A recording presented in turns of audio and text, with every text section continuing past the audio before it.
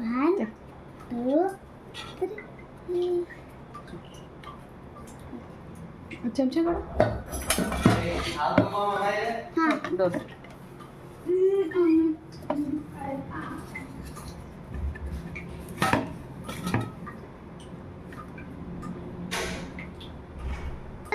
ನಮ್ಮ ಆಂಟಿಗೂ ಕೊಟ್ಟಿದ್ವಿ.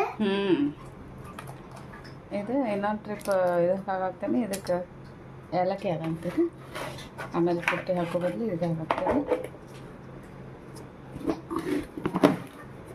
ಮಮ್ಮ ಬಾದಾಮ್ ತೊಗೊಂಡು ಹಿಂಗೆ ಹಚ್ಚುನ ಪ್ಲೀಸ್.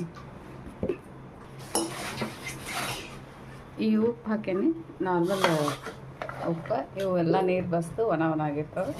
ಈಗ ಇದನ್ನು ಹಾಕ್ತೀನಿ.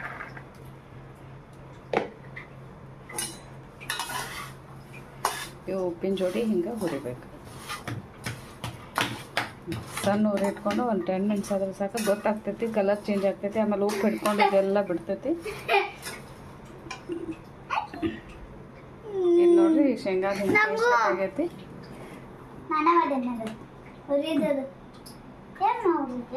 ಈಗಿನ ಹುರಿದಾಳ ಕಡೆ